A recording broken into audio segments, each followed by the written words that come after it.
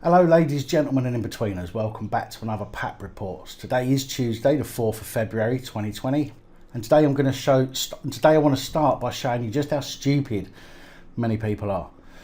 I reported the other day on a video that people were sharing showing a police car in Northern Ireland being set on fire, 2 kids running away from the scene and a police constable on the floor on fire. If you remember, I showed you that it was not a real event, but was in fact staged as part of filming for a new James Nesbitt series. Now, while searching for new police abuse videos here on YouTube, I ran a search and was faced with many videos about this particular incident.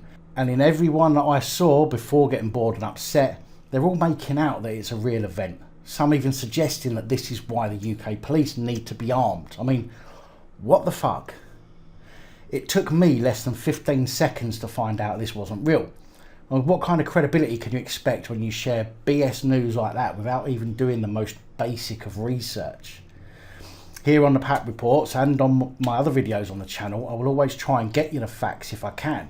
If I can't find them, I will let you know, and I will always tell you when something I say is my opinion.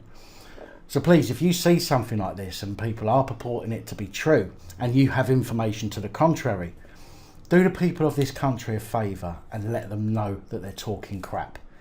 Even if you have to share a video link from here or link to a news article. But please don't allow these idiots to spread the lies that will actually do more harm than good. Okay, rant over. Now let's get to the real news, starting with a couple of very quick updates. First is in relation to a report in PAP Reports, 28 January. I'll link to the video up here. Where PC Dean Harris was accused of a road rage incident. Here's a quick reminder. Second report out of Gwent Police is that PC Harris, yet again Gwent Police have failed to give the full name of this public servant, who will have to attend a misconduct hearing between February the 3rd and the 7th and faces losing their job over an alleged road rage charge on the Severn Bridge. The behaviours of PC Harris, which breached the standards of professional behaviour, are recorded as: 1. You shouted aggressively and repeatedly at Mr W, who was the driver of another vehicle, using hurty words. You took hold of the wing mirror of Mr W's car and attempted to pull the wing mirror off the vehicle. You then started hitting the wing mirror with your open hand in order to damage it. 3. You repeatedly sounded your car horn in order to intimidate Mr W. 4. You caused your vehicle to collide with the rear of Mr W's vehicle in anger and as a means of intimidating him on one or more occasions, thereby causing damage. 5. You got out of your vehicle in order to confront Mr W and shouted at him continuously and aggressively using offensive words. Conduct is alleged to be so serious that it constitutes gross misconduct. So 47-year-old Harris still denies breaching standards of professional behaviour. However, the misconduct hearing heard from Mr W that there were 3 or 4 distinct lanes of traffic as he drove through the tolls into Wales on the M4. He had let one driver into his lane but saw a red Vauxhall driven by off-duty PC Harris, who was driving his parents home from holiday, on his passenger side. He said the officer kept shouting that his mirror had been smashed. Mr W said he was grabbing my mirror and he was rocking it back and forth and he was swearing. The man was so angry he was trying to damage my car and I moved forward so he couldn't do any more damage. Mr W then said he felt an impact as PC Harris was behind him and heard a slight thud. It was going through my mind that he was doing his best to inflict damage to my car, he said. Now, the hearing is expected to last 3 or 4 days. It's literally just started and I will bring you any further updates or the conclusion once that information is available. The second update isn't an update from a PAP Reports, but you may remember the live stream from the beginning of January. Last month I attended Liverpool Crown Court to follow the case of 4 Merseyside police constables who were up on charges of perverting the course of justice and assault. If you remember, I was going back this week to follow the case some more as it was adjourned. Well, that hearing was yesterday, but unfortunately due to some health issues I was unable to attend. However, I do have an update for you. But as a quick reminder, 45-year-old PC Darren McIntyre, 43-year-old PC Garrie Burke, 34-year-old PC Laura Grant and 24-year-old PC Lauren Buchanan-Lloyd attended an address in Liverpool after Mark Bamber was accused of assaulting an emergency worker and taken into custody. Mr Bamber was later released without charge, but he was released with injuries. A complaint was made regarding the assault against Mr Bamber by PC McIntyre, which later led to the other three accused of being arrested for conspiracy to pervert the course of justice by falsifying and interfering with evidence. According to the charge, they each produced statements giving an inaccurate account of an incident involving Mark Bamber. The accused were at court at the beginning of January, which was adjourned until yesterday, the 3rd of February, to hear their pleas. As you would expect, they all denied the charges. However, Buchanan-Lloyd didn't enter a plea, and instead her lawyer, Ailsa Williamson, asked for her not to be arraigned and said she will first apply to have the charges against her dismissed. Her dismissal hearing will be held on the 15th of May and the trial of the officers will take place on the 9th of November with an estimated length of 7 to 10 days. I will of course try and keep you updated as and when any new information becomes available. I'm also going to contact the press office and find out whether or not these officers are still working. A 3-week inquest into the death of 44-year-old Katrina OHara, who was stabbed to death in Blandford on January the 7th, 2016, has been taking place. The inquest has heard that Katrina's son, who has told of the fact that police knew that her life was in danger 2 weeks prior to her death. In fact, Katrina was stabbed just days after Stuart Thomas was released by police after being arrested for harassment. The inquest were told that Thomas had threatened to kill Katrina and himself. However, police released Thomas on bail, taking no further action, despite also the fact that he had already breached previous bail conditions by indirectly contacting Katrina. When arrested and charged, he was later jailed to life in prison with a minimum term of 26 years, despite denying the charges. Clearly one of the very few decent judges hearing the case that day. In a written statement read out at the inquest, which began in Bournemouth yesterday, one of Katrina's sons, Dean Stark, 29, said, "Sometime over Christmas, my brother Kyle called the police because we were so worried Stuart Thomas would kill my mum." Now, personally, I believe the inquest has to conclude before potential further action against the police can be taken. But again, we'll follow this story. Any updates, I will let you know. 27-year-old PCSO Matthew Dove has been handed a 10-month prison sentence, suspended for 2 years and ordered to complete 250 hours of unpaid work. He was also ordered to pay £1,000 compensation to a victim and pay £204 in prosecution costs. Dove involved himself in an incident that was unfolding in a McDonald's in the early hours of March 31st last year, where he pushed a reveller out of the restaurant before another person, 29-year-old Daniel Hutchinson, punched him. Leeds Crown Court was shown CCTV footage of the victim falling to the ground before the PCSO booted him, and when the victim tried to get up, he was punched again, this time leaving him unconscious. Now, I can't find any video that I can say for certain is that event in question. The only video I can find that resembles anything in this report by way of punching and kicking is this one. However, as said, I cannot confirm that this is the incident, although it's clearly night time and the actions taken by the aggressors matched the actions described. Nicola Hunter, mitigating for Dove, said Derbyshire Constabulary has accepted her client as a police support community officer just days before the attack.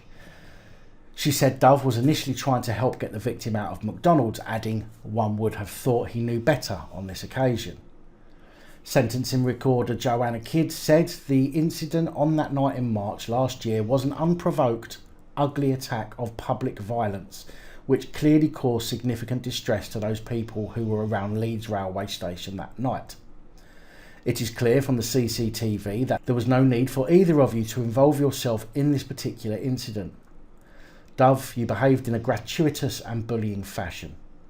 She then told Dove, "You have had to live with the consequences of your gratuitous violent behaviour that night. It is clear that you are full of remorse as to your conduct that night. Also, ironically, the impact and effect of the commission of this offence has had real long-standing consequences for you pursuing your dream of becoming a police constable. I wouldn't necessarily say that. Look at all the thugs and criminals they've got working in there already. Hutchinson, the second defendant, was handed a 12-month community order and ordered to complete 150 hours of unpaid work.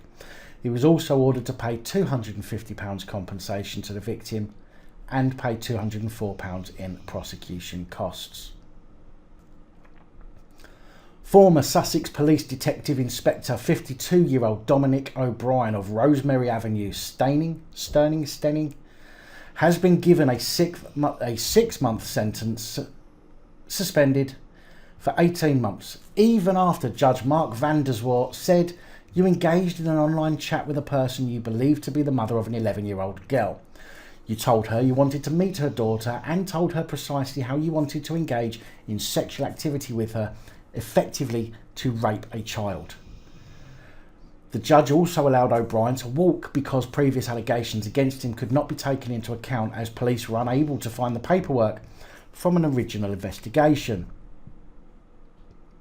The previous allegations, from what I can establish, is that he was accused of sending a sexually explicit text message or text messages to a 14-year-old daughter of a murder victim in 2006, an incident which saw O'Brien resign from the police force. However, in his most recent incident, O'Brien started talking to someone he thought was the mother of an 11-year-old in an online chat room.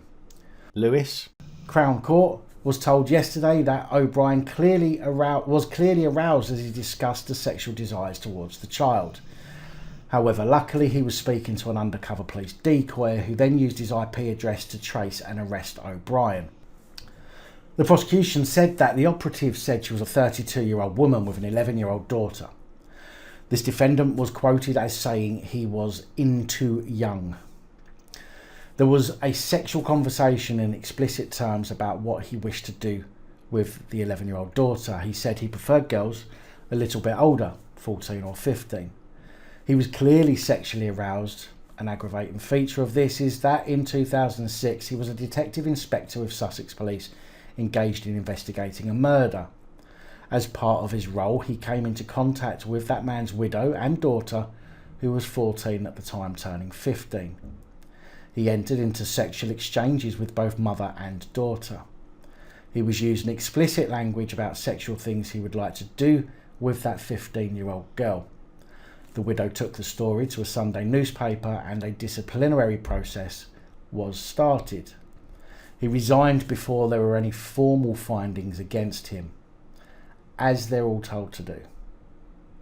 The prosecution say this was a strikingly similar behaviour. At the time of the latest incident, O'Brien was working for Adair and Worthing councils. He left his role with the council in January 2018. O'Brien will also have to complete 20 days of rehabilitation and 200 hours of unpaid work. He was also ordered to pay £450 prosecution costs.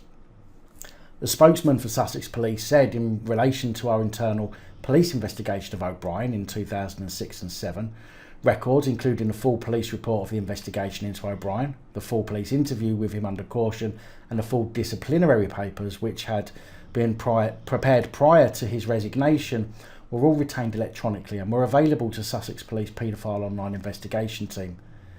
Any other paper-only material would have routinely been deleted as per National Police guidelines. Sick fuck. Another pedestrian has been knocked down in the northwest, this time in Warrington, by an unmarked police car from Cheshire Police around 7:30 last night. The man was taken to hospital but has unfortunately since died. He was hit by a large, dark-coloured unmarked BMW, which I'm going to guess is one of their X5s, on Warrington Road in Penketh. Cheshire Police have referred themselves to the IOPC for investigation. There is no more info on this incident at the moment, but I will update you in due course. Anyway, that's all I have for you today. Please like, comment, share and subscribe. Let me know your thoughts, as I know many of you will. And until next time, stay safe, look after each other, film the police and other officials. Good night, all. Thank you for taking the time to watch this video. If you like the content and you'd like to help support the channel, you can do so. In the description of every video there are some links to ways that you're able to help support the channel so I can continue putting out content. If you're unable to help us in that way, hit that subscribe button up the top there. If you haven't already, become a subscriber. That is support enough. Share the videos, comment, like, it all helps. If you're looking for something else to watch, up top there is my latest video. Down the bottom there is a video that YouTube recommends for you.